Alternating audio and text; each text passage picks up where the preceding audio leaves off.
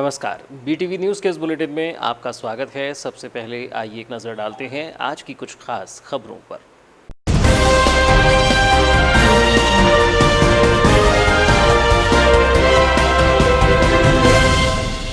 जिला चिकित्सालय के मेडिकल वार्ड में मिला कोरोना संक्रमण।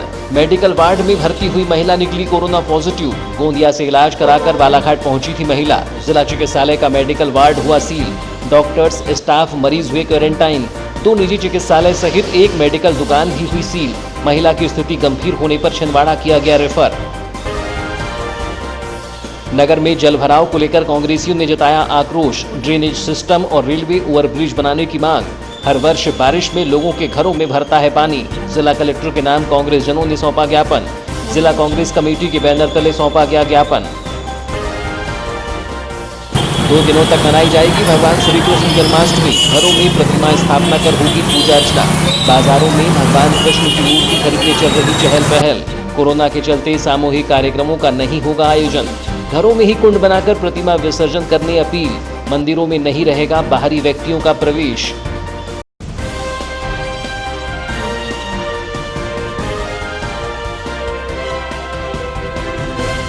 और अब समाचार विस्तार से।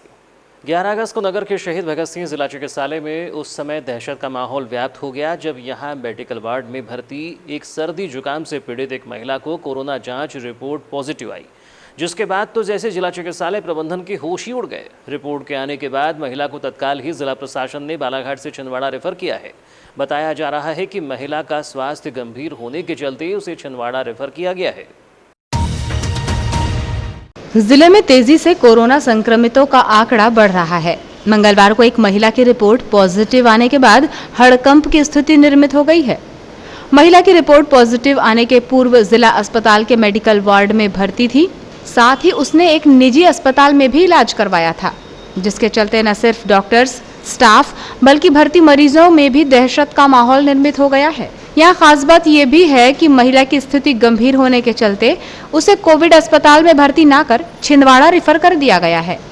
जानकारी के अनुसार नगरीय क्षेत्र में रहने वाली ये महिला गोंदिया से इलाज कराकर वापस लौटी थी, जिसके बाद वो 7 अगस्त भटेरा रोड पर संचालित एक प्राइवेट अस्पताल में इलाज कराने पहुंची थी। यहाँ से इलाज के लिए वो शहीद भगत सिंह जिला अस्पताल पहुंची और उसे महिला मेडिकल वार्ड में इलाज के लिए भर्ती भी किया गया और उसके सैंपल लेकर अस्पताल की कोरोना लैब में जांच की गई और जांच के दौरान उसकी रिपोर्ट पॉजिटिव आने पर उसकी स्थिति गंभीर होने पर उसे मेडिकल कॉलेज रेफर कर दिया गया है। महिला की रिपोर्ट पॉजिटिव आने के बाद महिला पुरुष मेडिकल वार्ड में भर्ती करीब 40 मरीजों को क्वारंटाइन कर दिया गया है। वहीं दोनों ही वार्डों में मरीजों के इलाज के लिए पदस्थ डॉक्टर्स, नर्स, सफाई कर्मचारी समेत करीब 30 लोगों को भी क्वारंटाइन कर वार्ड को सैनिटाइज कर सील कर दिया गया है। इसके बाद भटेरा चौकी पर संचालित डॉक्टर बोकड़े के अस्पताल में पहुंचकर अस्पताल के अंदर ही करीब 24 लोगों को क्वारंटाइन कर अस्पताल को भी सील कर दिया गया है। इसके साथ ही बैहर रोड में संचालित डॉक्टर लिल्हारे के निजी अस्पताल को भी 3 दिनों के लिए सील कर डॉक्टर को क्वारंटाइन कर दिया गया है। साथ ही वहां पर संचालित एक मेडिकल स्टोर्स को भी 3 दिनों के लिए क्वारंटाइन कर बंद कर दिया गया है। वहीं कुछ अन्य अस्पताल की जानकारी भी प्रशासन को लगी है, जिसकी विवेचना की जा रही है। महिला के अधिक लोगों के संपर्क में आने और उसकी स्थिति गंभीर होने के चलते जिला प्रशासन ने एहतियात के तौर पर सरेखा पहुंचकर उक्त एरिया को कंटेनमेंट जोन घोषित कर बैरिकेडिंग की है। इसके साथ ही महिला के परिवार के सदस्यों के साथ ही 3 परिवारों के लोगों को भी समझाइश देकर मकानों को सील किया गया है। मामले में सिविल सर्जन डॉक्टर राजेंद्र मिश्र ने बताया कि सरेखा क्षेत्र की रहने वाली एक महिला 9 अगस्त को जिला चिकित्सालय में भर्ती हुई थी, जिसे सर्दी जुकाम की शिकायत थी, जिसका प्राथमिक उपचार किया जा रहा था, जिसकी कोई ट्रैवल हिस्ट्री भी नहीं थी। उपचार के दौरान महिला में कोरोना के लक्षण दिखाई दिए, जिसके बाद तत्काल ही उसका सैंपल लेकर उसे जांच के लिए भेजा गया था, जिसकी रिपोर्ट पॉजिटिव आई है, जिसके बाद तत्काल ही उसे यहां से रेफर कर दिया गया। उन्होंने बताया कि महिला की पॉजिटिव रिपोर्ट आने के बाद जिला चिकित्सालय के मेडिकल वार्ड को भी सील कर दिया गया है, जबकि वार्ड में भर्ती लगभग 40 मरीजों को क्वारंटाइन कर दिया गया है। वार्ड को सील किया गया है, क्या है पूरा मामला? असल में कोई महिला आई थी, वो समय थोड़ी सी हल्की सर्दी थी, ज़्यादा उसको बुखार नहीं था और न कोई कॉन्टैक्ट हिस्ट्री भी नहीं थी उसकी और न ही कहीं ट्रैवल हिस्ट्री थी उसकी। तो भर्ती करने के उसके मरीज साथ वाले आए थे, उनको भर्ती कर दिया था उनके कहने पर। और इसके बाद से जैसे उसको ऐसा कोरोना के लक्षण दिखे, तुरंत उसको हमने हमारे डॉक्टर साहब ने भर्ती कर दिया कोरोना वार्ड में। वहाँ सैम्पलिंग होती उसको पॉजिटिव आ गया, जिसके कारण से मुझे मेडिकल वार्ड को पूरा सील करना पड़ा और हमारे जो डॉक्टर्स हैं, स्टाफ, उनको सबको मैंने क्वारंटाइन कर दिया। सर कब भर्ती हुई थी महिला? 9 तारीख। अभी वहाँ पे क्या पूरा बंदी या दूसरी जगह शिफ्ट किया? वहाँ से न कोई जा रहा है, न कोई, जो पेशेंट अंदर है वही रहेंगे और जो न बाहर जाएंगे ना अंदर, वहाँ भर्ती भी करना बंद कर दिया मैंने। उस वार्ड में कोई पेशेंट भर्ती नहीं होता। सर क्या पेशेंटों की भी जाँच होगी क्या इसमें? पेशेंटों की भी जाँच होगी? जाँच करें 5 दिन बाद। 5 दिन बाद। रामबाबू देवांगन ने बताया कि स्वास्थ्य विभाग से मिली जानकारी के अनुसार सरेखा निवासी एक महिला गोंदिया से इलाज कराकर लौटी थी। महिला की रिपोर्ट कोरोना पॉजिटिव आने के बाद उसे मेडिकल कॉलेज रेफर कर दिया गया है। साथ ही सरेखा के 3 मकानों को सील कर दिया गया है और प्रारंभिक तौर पर उसे कंटेनमेंट जोन घोषित किया गया है। उन्होंने आगे बताया कि महिला के द्वारा नगर के एक निजी चिकित्सालय में भी प्राथमिक इलाज कराया गया था, उसे भी सील कर दिया गया है। जबकि जिला चिकित्सालय के मेडिकल वार्ड, प्राइवेट अस्पताल को सील कर स्टाफ और मरीजों को भी क्वारंटाइन किया गया है। महिला को क्वारंटाइन सेंटर में रखने की बजाय मेडिकल वार्ड में रखे जाने के मामले की जांच मुख्य चिकित्सा एवं स्वास्थ्य अधिकारी करेंगे। अभी जैसे कि जानकारी हमको स्वास्थ्य विभाग से मिली है, एक महिला जो गोंदिया से इलाज करा कर लौटी थी, सरेखा की रहने वाली है, वो कल सीरियस होने पर उसको मेडिकल कॉलेज रेफर किया गया है और उसकी कोरोना जांच रिपोर्ट जो है वो पॉजिटिव आई है। तो आज सुबह हमारे मेडिकल, नगर पालिका, रेवेन्यू की टीम और थाना प्रभारी सरेखा में उसके निवास स्थान तक गए थे। हमने उनके जो फर्स्ट कॉन्टैक्ट हिस्ट्री है वो ले लिया है और 3 मकानों का जो गाइडलाइन अभी इनिशियल गाइडलाइन है, तो 3 मकानों का हमने अभी एरिया को सील कर दिया है और उसको प्रारंभिक तौर पर कंटेनमेंट क्षेत्र घोषित कर दिया है और बैरिकेडिंग लगा दी है। और कुछ समय पश्चात जैसे 5 दिन होगा तो जो बाकी लोग फर्स्ट कॉन्टैक्ट में आए उनकी भी हम अभी सैम्पलिंग करवाएंगे। और जहाँ पर हमें जानकारी में जिस डॉक्टर से प्रारंभिक इलाज उसने करवाया था, उस डॉक्टर को भी हम क्वारंटाइन करके उसके हॉस्पिटल को भी वहाँ पर कार्य बंद करवा दिया गया है। सर स्टाफ को भी होम क्वारंटाइन? हाँ, स्टाफ को भी लगभग 15 से 20 लोगों का स्टाफ उस उनके हॉस्पिटल का, प्राइवेट क्लिनिक का, उसको भी वहीं पर क्वारंटाइन, जहाँ पर उसका स्टाफ है वहीं पर क्वारंटाइन किया गया। सर महिला कहाँ से आई थी, क्या हिस्ट्री अभी तक सामने? अभी तक जो जानकारी में आई है तो वो बीमार थी और गोंदिया इलाज कराने गई थी और वहाँ से वापस लौटी है। उसी दिन, जिस दिन इलाज उसी दिन वापस लौट आई और उसके बाद फिर वो घर में गई थी और घर में जाने के बाद जब उसकी तबीयत खराब हुई तो फिर यहाँ पर बालाघाट में उन्होंने डॉक्टर को दिखाया था और जिस डॉक्टर को दिखाया था उसकी जानकारी हमको मिल गई और सुरक्षा की दृष्टि से हमने उनको होम क्वारंटाइन किया। अब इस पर सीएमएचओ साहब जो भी कार्रवाई करना चाहेंगे सीएमएचओ साहब करेंगे और अभी चूँकि गाइडलाइन के हिसाब से हम लोगों ने सैनिटाइज वगैरह करवा दिया है और जो भी इसमें जिम्मेदार होगा तो उस पर कार्रवाई भी। इधर 11 जुलाई को बालाघाट जिला चिकित्सालय के मेडिकल वार्ड में मिली कोरोना पॉजिटिव महिला के अलावा जिले में 5 और कोरोना पॉजिटिव मरीज मिले हैं, जिन्हें बूढ़ी स्थित कोविड अस्पताल में भर्ती कराया गया है।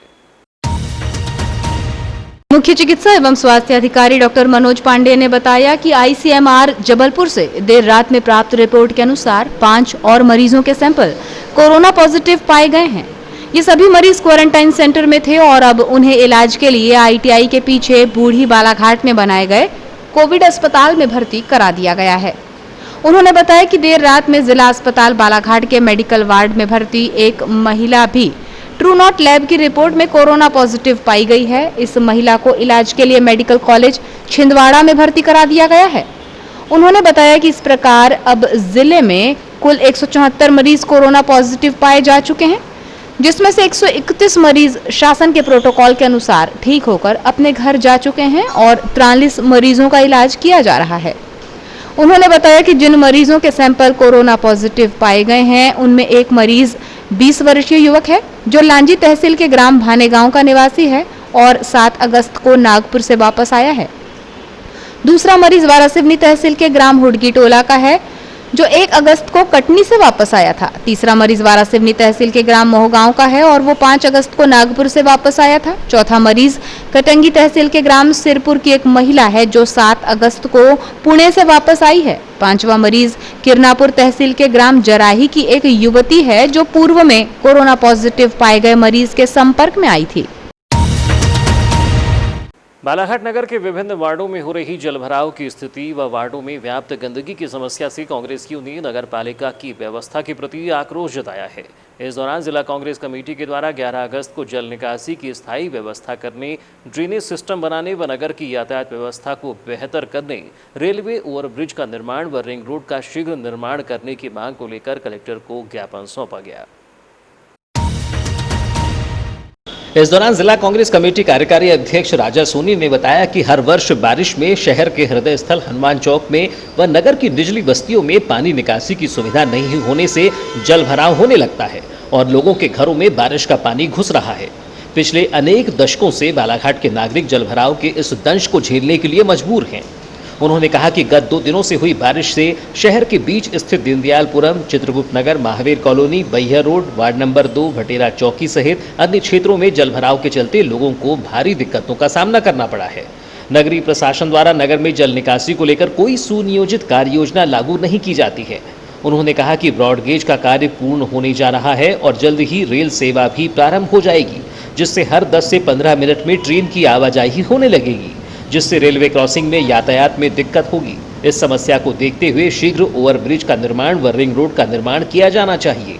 विगत कई दशकों से देखा जा रहा है कि जो बालाघाट हमारा शहर है, जो कभी काफ़ी सुंदर हुआ करता था, अगर वर्तमान में बालाघाट शहर में नज़र डाली जाए तो आज इसकी जो दुर्दशा है वो हम सबके सामने है।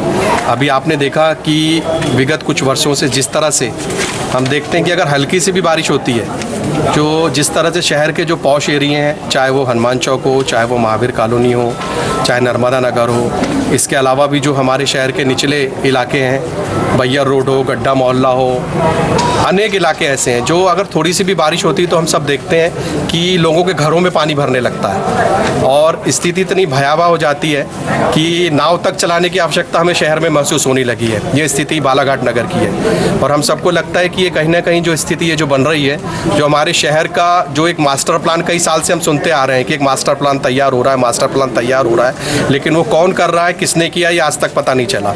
और उस मास्टर प्लान के अभाव में, एक ड्रेनेज सिस्टम के अभाव में कहीं ना कहीं बालाघाट की यह जो हालत बद से बदतर होती जा रही है। से जो मांग है ओवरब्रिज की, क्योंकि आप सभी जानते हैं कि बहुत ही जल्दी ही ब्रॉडगेज का काम पूर्ण होने जा रहा है और इससे रेल भी चालू होने वाली है और जब भी इस मार्ग पे रेल यातायात प्रारंभ होगा, निश्चित रूप से नागरिकों को बहुत असुविधा का सामना करना पड़ेगा, क्योंकि हो सकता है कि हर से 10-15 मिनट में एक रेल का आना जाना यहाँ से इस मार्ग से होगा और ओवरब्रिज के अभाव में बहुत परेशानी हम नागरिकों को उठानी पड़ेगी। तो ये भी हमारी एक मांग है कि अतिशीघ्र बालाघाट शहर के, चाहे भटेरा हो, चाहे बूढ़ी हो, चाहे गोंदिया रोड हो, यहाँ पर एक ओवरब्रिज भी तैयार किया जाए। मध्य प्रदेश कांग्रेस कमेटी सचिव भीम फूलसोंघे ने कहा कि शहर में थोड़ी सी बारिश में जलभराव की स्थिति निर्मित हो रही है। पानी निकासी के लिए शहर में अतिशीघ्र ड्रेनेज सिस्टम की योजना बनाई जाए। रिंग रोड का प्रस्ताव जो कांग्रेस के समय से बना है, उस पर अमल करते हुए तत्काल रिंग रोड का निर्माण किया जाए। के सभी पदाधिकारी इस शहर की व्यवस्था को देखते हुए, जो बरसात में पानी भरा हो रहा है और बारिश सिर्फ अभी 2 इंच हुई है, जिससे पानी का समाव है। लगातार शहर की समस्याओं पे कांग्रेस ने हमेशा पार्षदों ने आवाज़ उठाई है और उन क्षेत्रों में पानी भरा हो गया जब पास कॉलोनियों में हम यह चाहते हैं कि इस शहर में एक ड्रेनेज सिस्टम का अतिशीघ्र निर्माण की योजनाएं बने। जिस तरह से अभी मेरे पूर्व भाई राजा सोनी ने बताया कि यहाँ पे जनता को कोई तकलीफ ना जाए, इसलिए हमारे इसमें रिंग रोड का भी है कि कांग्रेस के समय जो रिंग रोड का प्रस्ताव या टाउन कंट्री प्लानिंग का बना हुआ है, एक प्लान बना हुआ है, उस प्लान को अतिशीघ्र मतलब कार्य रूप में परिणित करें और आने वाला जो समय है, जो भी बालाघाट शहर के लिए ओवरब्रिज, जिस तरह से रेलों का आना जाना हो जाएगा, ये भी एक विकास की गति रहेगी, लेकिन इससे जनता भी ना रुके, इस तरह का सिस्टम चाहते हैं और आज ये ज्ञापन कलेक्टर को हम सभी साथियों के साथ दिया जा रहा है। इस दौरान कांग्रेस कमेटी प्रदेश सचिव भीम फूलसोंघे, ब्लॉक कांग्रेस कमेटी अध्यक्ष श्याम पंजवानी, उपाध्यक्ष रहीम खान, वरिष्ठ नेता कैलाश साहू, NSUI जिला अध्यक्ष दयाल वासनिक, कांग्रेस सेवादल जिला अध्यक्ष सौरभ लोधी, सजल मस्की, अल्लाह रखा, सम्राट सरस्वार सहित अन्य कांग्रेसजन मौजूद रहे। भगवान श्री कृष्ण जन्माष्टमी की हर वर्ष की तरह इस वर्ष भी 2 तिथि 11 व 12 अगस्त दी गई है, जिससे लोग किस दिन जन्माष्टमी मनाएं असमंजस में हैं। लेकिन कुछ लोगों द्वारा आज 11 अगस्त को जन्माष्टमी मनाई जा रही है और अधिकांश लोगों द्वारा 12 अगस्त को ही जन्माष्टमी पर्व मनाया जाएगा। इस पर्व को लेकर आज बाजार में काफ़ी चहल पहल रही। पूजन सामग्री व कृष्ण प्रतिमा विक्रय के लिए दुकानें सजी रहीं। गौरतलब हो कि श्री कृष्ण का जन्म भाद्रपद माह के कृष्ण पक्ष के रोहिणी नक्षत्र में हुआ था। प्राचीन काल से ही हिंदू धर्म में जन्माष्टमी पर्व को बहुत महत्वपूर्ण माना जाता है। इस पर्व में अधिकांश श्रद्धालुजन अपने घरों में भगवान कृष्ण की प्रतिमा स्थापित कर विधि विधान से पूजा अर्चना कर भगवान कृष्ण का जन्म रात 12 बजे मनाकर भजन कीर्तन कर रत जगा करते हैं। श्री कृष्ण भगवान विष्णु का अवतार हैं, जिन्होंने द्वापर युग में देवकी व वासुदेव के 8वें संतान के रूप में जन्म लेकर अनेक असुरों का वध कर अत्याचारी मामा कंस का वध कर उनके अत्याचार से मुक्ति दिलाई। धार्मिक मान्यता के अनुसार जन्माष्टमी के दिन बाल गोपाल को झूला झुलाने का महत्व भी अधिक है। कहा जाता है कि अगर कोई व्यक्ति भगवान कृष्ण को झूला झुलाता है तो उसकी मनोकामना पूरी होती है। ज्ञात हो कि इस वर्ष कोरोना महामारी के चलते शासन के निर्देशानुसार कृष्ण जन्माष्टमी पर्व पर सामूहिक कार्यक्रम का आयोजन नहीं किया जाएगा। बता दें कि हर वर्ष गोवारी समाज द्वारा नगर के बस स्टैंड स्थित खिलिया मोठिया देव मंदिर में सामूहिक रूप से भगवान कृष्ण की प्रतिमा स्थापित कर पूजा अर्चना की जाती थी। प्रतिमा का विसर्जन नगर में भव्य शोभा यात्रा निकाल कर किया जाता था। इसके अलावा नगर में मटकी फोड़ का आयोजन गोविंदा आला की टीम द्वारा बैंड व डीजे की धुनों पर नगर में घूम घूम कर किया जाता था। श्री कृष्ण मंदिर व पुराने श्री राम मंदिर में विभिन्न धार्मिक कार्यक्रमों का आयोजन व प्रतियोगिता का आयोजन किया जाता था और रात 12 बजे श्री कृष्ण जन्म पर भक्तों की मंदिर में भारी भीड़ रहती थी। लेकिन इस वर्ष मंदिरों में भी सादगीपूर्ण माहौल में जन्माष्टमी मनाई जाएगी। इस अवसर पर भक्तों से घरों में ही पूजा अर्चना करने की अपील की गई है। कृष्ण मंदिर के पुजारी पंडित साकेत शर्मा ने बताया कि मंदिर में भगवान कृष्ण की पूजा अर्चना की जाएगी। प्रशासन द्वारा निर्देश दिए गए हैं कि बाहरी व्यक्ति को मंदिर में ज्यादा लोगों को प्रवेश न दिया जाए। हर वर्ष जन्माष्टमी में रात 12 बजे मटकी फोड़ी जाती थी, लेकिन इस बार मटकी नहीं फोड़ी जाएगी। कार्यक्रम तो हर साल जैसा होता था वैसे ही होगा, कुछ ज़्यादा उसमें फेरबदल नहीं है। और शासन के द्वारा दिए गए निर्देशों का पालन करते हुए, जैसे कि एक बार में 5 व्यक्ति ही मंदिर में आए और आज जैसा कि तहसीलदार साहब ने इंस्पेक्शन करके गए हैं, उनका कहना है कि आप अपना खुद घर में ही बनाइए, बाहरी लोगों को ना ही आने दे तो ज़्यादा बेटर है, सुरक्षा के माध्यम से। जैसा कि कोविड-19 में जो महामारी फैली हुई है उसके अंतर्गत उनने ये गाइडलाइन फॉलो करना है। अच्छा, जैसे कि प्रतिवर्ष अनुसार रात्रि में 12 बजे पहली मटकी मंदिर में फोड़ी जाती थी, क्या इस बार फोड़ी जाएगी? नहीं, इस बार वो पोस्टपोन हो गया क्योंकि तहसीलदार साहब का कहना है कि उसमें भीड़ बहुत इकट्ठा होती थी। जैसे मंदिर में भी सर्कुलेशन में सुबह 9 से लेकर रात्रि 10:30-11 बजे तक के 500-1000 लोग आके चले जाते थे और रात्रि 10:30-11 बजे से 12-1 बजे तक यहाँ पे 1000 लोगों की संख्या रहती थी, जिसको देखते हुए तहसीलदार साहब का कहना है कि आप जैसे देर रात्रि होगी तो आप भले ही गेट लॉक कर देना, ज़्यादा लोगों को प्रवेश देने की आवश्यकता। मतलब 5-6 लोगों के साथ जन्मोत्सव का कार्यक्रम आयोजित। और जैसा कि मेरे टीआई साहब से वहीं इस दौरान तहसीलदार रामबाबू देवांगन ने जन्माष्टमी पर्व को लेकर लोगों से अपील की है कि मंदिरों में सोशल डिस्टेंसिंग का पालन करें। मंदिर में 5 लोगों द्वारा ही पूजा अर्चना की जाएगी। कन्हैया प्रतिमा विसर्जन भी अपने घरों में ही कुंड बनाकर किया जाए। सामूहिक रूप से कार्यक्रमों का आयोजन न किया जाए। और आसपास के जिले हैं, ऐसे उनमें बहुत ही उत्साह से लोग मनाते हैं, कन्हैया बिठाते हैं और इसमें कन्हैया को विसर्जन करने की परंपरा रही है। और कुछ मंदिरों पर बड़े धार्मिक कार्यक्रम भी आयोजित होते हैं। तो जिला प्रशासन के द्वारा जो निर्देश जारी किए गए उसके अनुसार किसी प्रकार के धार्मिक कार्यक्रमों पर विरोध लगी हुई है। इसलिए जो मुख्य मंदिर है वहाँ पर जाकर जो उनके पुजारी हैं उनको समझाइश दिए कि कोई भी जो बड़ा कार्यक्रम है मंदिरों में नहीं होगा, आवश्यक पूजा अर्चना जो है वो पुजारी उनकी टीम करेगी। और कुछ मंदिरों के सामने हम बैरिकेडिंग भी लगाने जा रहे हैं ताकि जो आम जनता है वो मंदिर में ना पहुँच सके, जिससे सोशल डिस्टेंसिंग बनी रहे और ये जो संक्रमण की जो प्रक्रिया चल रही है उससे चेन कम हो सके। सर, कन्हैया विसर्जन भी क्या व्यवस्था बनाएंगे? काफी हमारी भी करवा है, जितने भी कन्हैया उनके घर में बैठाते हैं पर्सनल तौर पर उन सभी को बुलाने के बाद हम सूचित कर रहे हैं कि अपने जितने भी विसर्जन की कार्रवाई है कृपया करके घर में कुंड बनाकर कर लें और आवश्यक होने पर 1 या 2 की संख्या में घर परिवार में 2 सदस्य मिलकर जाता है उसमें जो टूल की व्यवस्था नगर पालिका बनाती है, तो वहाँ पर विसर्जित कर सकते हैं। वनग्राम में ब्रिटिश काल से हो रही वनग्राम की गैर आदिवासियों को भी मकान व भूमि का पट्टा आवंटित करने की मांग को लेकर आदिवासी विकास परिषद के बैनर तले ग्रामीणों ने कलेक्टर कार्यालय पहुंचकर ज्ञापन सौंपा।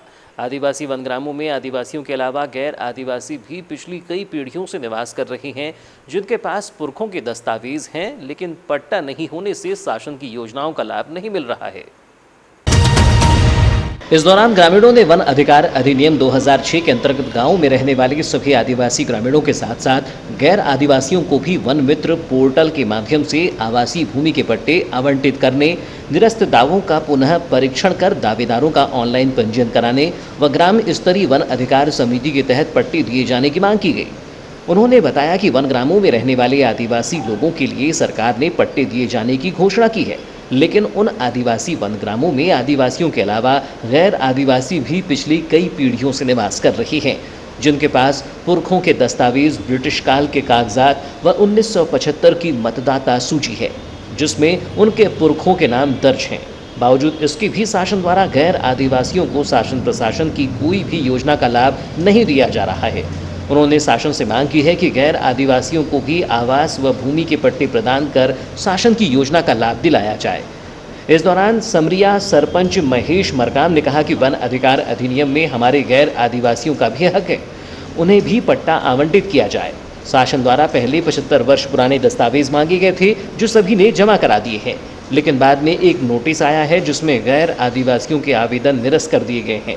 वहीं उन्हें दावे आपत्ति के लिए 30 दिनों का समय दिया गया है, जिसमें इनके द्वारा सभी साक्ष्य के दस्तावेज प्रस्तुत कर दिए गए हैं। गैर आदिवासियों को भी वन अधिनियम के तहत पट्टा प्रदान किया जाए।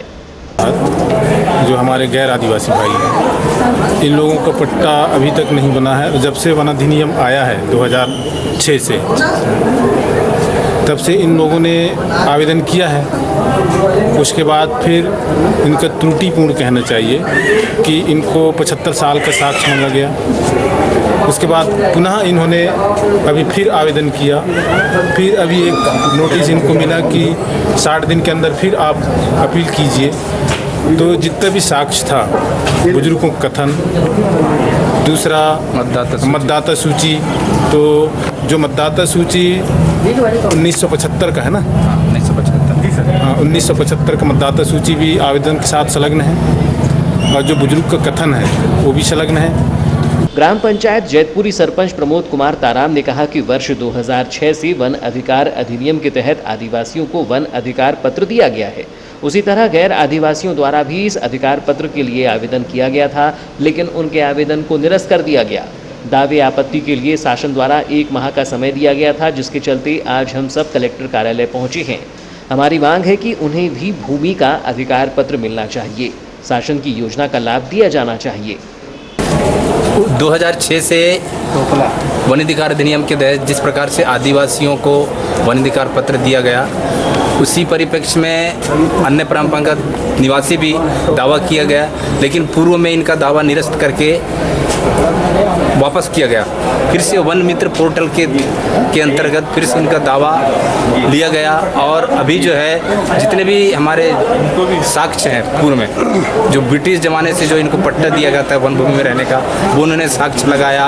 मतदाता सूची 1975 का है। गांव के बुजुर्ग व्यक्ति जो 80 साल 90 साल के हैं, उनका कथन है कि ये हमारे पूर्वजों से रह रहे हैं, इनको जानते हैं, और ग्राम सभा का प्रस्ताव है, और जो कई साक्ष्य जो हैं इनको जो वहाँ रहने का पूर्व से रहने का प्रमाण है, और इनको भूमि का अधिकार पत्र मिलना चाहिए, और जिससे जो है शासन की योजनाओं का लाभ इनको नहीं मिल पाता, क्योंकि कई प्रकार की योजना है, मेड़बंधान है, लघु तालाब है, खाद बीज है, ये सबसे वंचित रह जाते हैं और ये बेसहारा हो जाते हैं, क्योंकि जिस समय से आदिवासी उस ग्राम में रह रहे हैं, उस जमाने से ये लोग भी रह रहे हैं। तो इनको पट्टा दिया जाए, शासन से हमारा निवेदन है, प्रशासन से भी निवेदन है, इनको अधिकार पत्र मिलना चाहिए, इनका अधिकार है। और ये ब्रिटिश।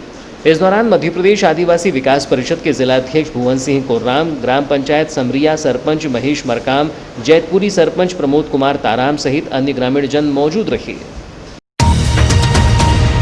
नगर में बेसहारा पशुओं की धमाचौकड़ी से निपटने भले ही बालाघाट नगरपालिका ने मवेशियों को पकड़ने लाखों रुपये खर्च कर पिंजड़े खरीदे हों, लेकिन हकीकत यही है कि नगरपालिका की उदासीनता के चलते पिंजड़े कबाड़ हो रही हैं। इधर सड़कों पर बेसहारा मवेशियों का जमावड़ा लगा रहता है, तो वहीं गली कूचों में कुत्तों के झुंड राहगीरों के लिए मुसीबत का सबब बने हुए हैं। शहर की जनता और सड़क पर चलने वाले राहगीर लंबे समय से आवारा मवेशियों की धमाचौकड़ी से परेशान हैं। यहाँ नगर की लगभग हर सड़क पर आवारा मवेशियों का आतंक है। जहाँ तहाँ मवेशी चहलकदमी करते हुए नजर आते हैं। मुख्य मार्ग से लेकर बस स्टैंड, सब्जी मंडी, कालीपुतली चौक, अंबेडकर चौक, रानी अवंतीबाई चौक, भटेरा चौक की बैहर रोड सहित अन्य मार्गों पर इन आवारा मवेशियों का जमावड़ा सर्वाधिक देखने को मिलता है। नगर की सड़कों पर घूम रहे आवारा पशुओं से आए दिन दुर्घटनाएं होने से लोग परेशान हैं। हैरानी की बात तो यह है कि यह मवेशी आए दिन आपस में भिड़ जाते हैं, जिससे सड़क से निकलने वाले वाहन चालक भी घायल हो रहे हैं। लेकिन स्थानीय प्रशासन का इस ओर बिल्कुल भी ध्यान नहीं है। वहीं नगरपालिका भी कार्रवाई की मुनादी कराने के बाद इस पर अमल नहीं कर रही है। आमजन की माने तो कई बार नगरपालिका को शिकायत करने के बाद भी ध्यान नहीं दिया जा रहा है। मवेशियों का सबसे ज्यादा जमावड़ा सड़कों पर होता है। यहाँ पर लगभग पूरी सड़क पर मवेशी दिन भर खड़े रहते हैं, तो कई मवेशी बीच सड़क पर ही बैठे रहते हैं। वाहन चालक हार्न भी बजाता है, तब भी वे टस से मस नहीं होते। वाहन चालकों को नीचे उतरकर उन्हें सड़क किनारे करना पड़ता है, तभी वह आगे बढ़ पाते हैं।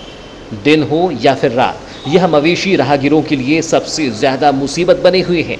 लेकिन प्रशासन द्वारा इस ओर कोई ध्यान न दिए जाने से आम नागरिकों को इसका खामियाजा भुगतना पड़ता है।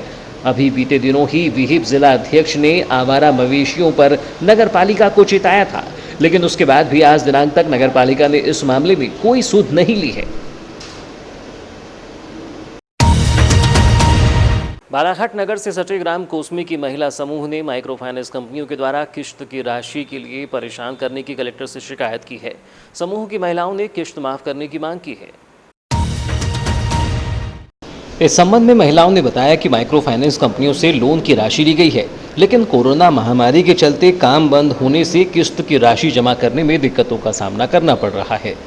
उन्होंने कहा कि कंपनी के द्वारा किश्त जमा करने को लेकर परेशान किया जा रहा है। कोरोना महामारी के समाप्त होने तक किश्त की राशि जमा करने मोहलत दी जाए। मामले में कविता वास्तविक ने कहा कि माइक्रो फाइनेंस कंपनियों से लोन लिया गया है, लेकिन कोरोना के चलते लॉकडाउन होने से काम बंद हो गया है। कंपनी के कर्मचारियों द्वारा किश्त की राशि जमा करने परेशान किया जा रहा है। महामारी समाप्त होते तक राशि जमा करने मोहलत दी जाए। कविता वासनिक। आज कलेक्टर कार्यालय आए थे, क्या विषय को लेकर आए थे आप? सर समूह के विषय में। क्या समस्या है? ये सर लोग आए दिन परेशान करते हैं, इसलिए। कितना उठाए थे आपने? हाँ, कितना लोन उठाए थे समूह? हमने उठाए थे 30,000। अब क्या कह रहे हैं लोग? हाँ कि चुकाओ बोल रहे हैं, और अभी हम लोगों के पास पैसे नहीं हो रहे, तो हम नहीं चुका पाएंगे। तो आप क्या चाहते हैं? कि अभी कुछ दिन का राहत मिलना चाहिए, जब तक ये महामारी खत्म नहीं हो जाती तब तक के पैसे कहीं से आएंगे नहीं, और जो आ रहे तो वही घर खर्चे में जा रहे हैं। क्या बोल के परेशान किया जा रहा है? कि गट पटाओ। वहीं माया यादव ने बताया कि समूह के माध्यम से किश्त की राशि ली गई है, लेकिन कोरोना के चलते मेरे पति 7 माह से मुंबई में फंसे हुए हैं। कोरोना के चलते काम बंद है, जिससे किश्त नहीं चुका पा रहे हैं। हम किश्त चुकाने तैयार हैं, लेकिन हमें मोहलत दी जाए। क्यों आए थे? सर समूह के सिलसिले में मेरे हस्बैंड 7 महीने से लॉकडाउन में फंसे हुए हैं, और हमारी समूह है 2-4 कंपनी की। तो सर हमने उनसे मदद मांगी कि हम किस्त पटाएंगे, हम ये नहीं बोल रहे कि भाग जाएंगे, लेकिन कुछ मोहलत दो, पति का काम चालू हो जाएगा तो हम खुद ही किस्त। लेकिन वो बोल रहे कि नहीं। हमने बोले, फिर भी हमने ये बोले कि हमको जितना बनता हम उतना लेने को तैयार है। वो बोल रहे कि नहीं, ब्याज बढ़ा देंगे, हम लोग OT में चढ़ा देंगे, आपका कैरेक्टर ख़राब कर देंगे। सर ये धमकी दिया जाता है वहाँ से। तो हम सोच रहे हैं कि हमको कुछ और मोहलत दे दे तो अच्छा। हम किस्त ये नहीं कि हम नहीं बंद करना चाहते, हम माफ कराना चाहते हैं। कौन कौन सी कंपनियों से लिए आपने? सर सोनाटा कंपनी से, ग्राम कोठा से है। ज्ञापन सौंपते समय अंजुम खान, कविता वासनिक, माया यादव, शमशाद खान, संगीता भंडारी, कांता कटरे, किरण यादव, शबीना खान, नौशाद खान सहित अन्य मौजूद रहे। वारासिवनी थाना क्षेत्र के अंतर्गत ग्राम पंचायत चंदौरी के वार्ड नंबर 8 निवासी सुनील कोलते की करंट लगने से मौत हो गई।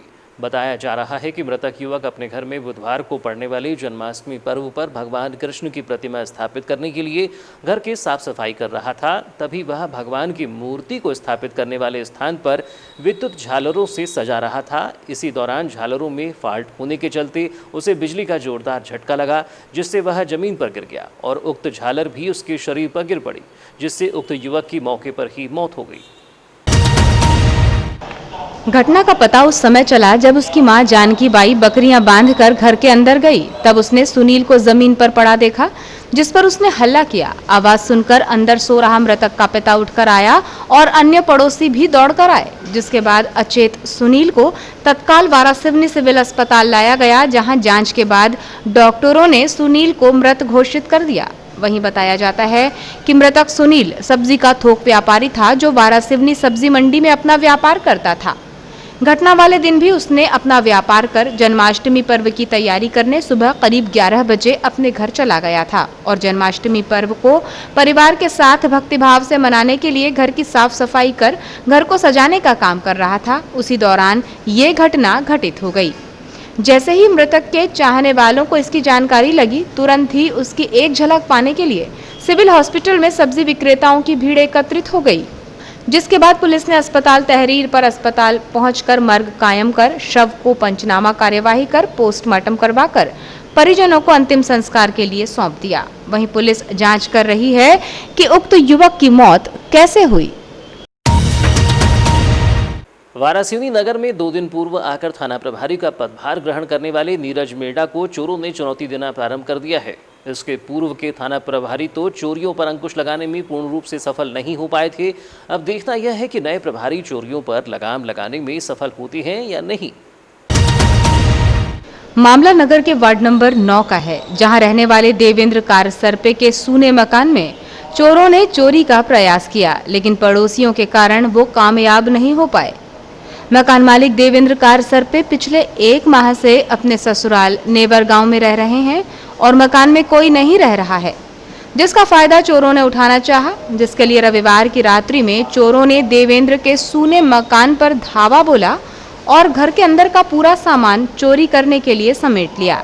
लेकिन इसी बीच आवाज आने और आहट होने पर वो सामान छोड़कर भाग निकले। सोमवार की सुबह जब देवेंद्र कारसरपे ससुराल से अपने घर पहुंचे और घर का ताला खोलकर अंदर पहुंचे, तो घर के अंदर कमरे में सामान बिखरा पड़ा हुआ था। वहीं पीछे के कमरे का ताला भी टूटा हुआ था, जहां से चोरों ने चोरी करने का प्रयास किया था, जिसके बाद देवेंद्र कारसरपे ने पुलिस थाने पहुंचकर लिखित रिपोर्ट दर्ज करवाई है। वहीं पुलिस ने घर पर पहुंचकर फोटोग्राफी खींचकर पंचनामा की कार्यवाही की। इस संबंध में देवेंद्र कारसरपे ने बताया कि पिछले 1 माह से वो अपने ससुराल नेवर गांव में रह रहा था। सोमवार की सुबह 8 बजे जब घर लौटा और घर का ताला खोलकर देखा तो अंदर कमरे में रखी अलमारी का सामान बिखरा पड़ा था। वहीं घर पर रखे तांबे के बर्तन भी बिखरे हुए थे, जिसके बाद चोरों द्वारा सभी सामान को एकत्रित करके रखा गया, लेकिन किसी की हल्की आवाज सुनाई देने पर वो सामान छोड़कर भाग निकले। वहीं घर पर रखी साइकिल को भी ले जाने का प्रयास किया, जिसके बाद तत्काल पुलिस थाने को इसकी सूचना दी गई, जिसके बाद पुलिस ने निवास में पहुंचकर फोटोग्राफी की और पंचनामा कार्यवाही की और थाना पहुंचकर अज्ञात चोरों के खिलाफ रिपोर्ट दर्ज कराई है। हमारा घर चोरी हुई, पीछे का दरवाजा टूटा हुआ और जब सुबह आए हम 8 बजे दरवाज़ा खोल के देखे हमने तो पूरा सामान बिखरा हुआ था, पीतल का और सब बर्तन वो सब पड़े हुए थे, अलमारी टूटी हुई थी, दरवाजा टूटा हुआ था। कैसे पता चला आपको?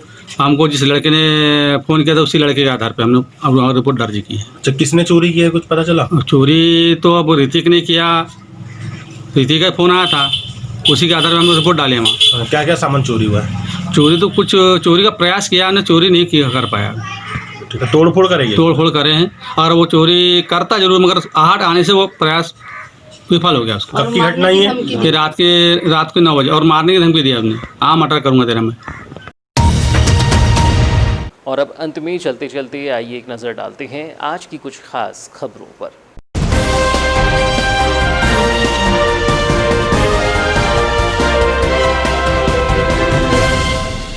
जिला चिकित्सालय के मेडिकल वार्ड में मिला कोरोना संक्रमण। मेडिकल वार्ड में भर्ती हुई महिला निकली कोरोना पॉजिटिव। गोंदिया से इलाज कराकर बालाघाट पहुंची थी महिला। जिला चिकित्सालय का मेडिकल वार्ड हुआ सील। डॉक्टर्स, स्टाफ, मरीज हुए क्वारंटाइन। 2 निजी चिकित्सालय सहित एक मेडिकल दुकान भी हुई सील। महिला की स्थिति गंभीर होने पर छिंदवाड़ा किया गया रेफर। नगर में जल भराव को लेकर कांग्रेसियों ने जताया आक्रोश। ड्रेनेज सिस्टम और रेलवे ओवरब्रिज बनाने की मांग। हर वर्ष बारिश में लोगों के घरों में भरता है पानी। जिला कलेक्टर के नाम कांग्रेस जनों ने सौंपा ज्ञापन। जिला कांग्रेस कमेटी के बैनर तले सौंपा गया ज्ञापन।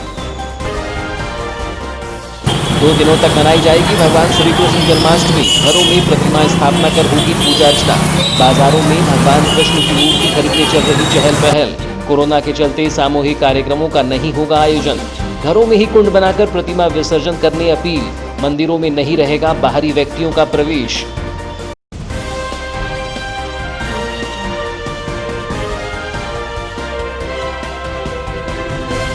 तो ये थी अब तक की खबरें। नई खबरों के साथ एक बार फिर हम हाजिर होंगे। तब तक के लिए दीजिए इजाजत। नमस्कार।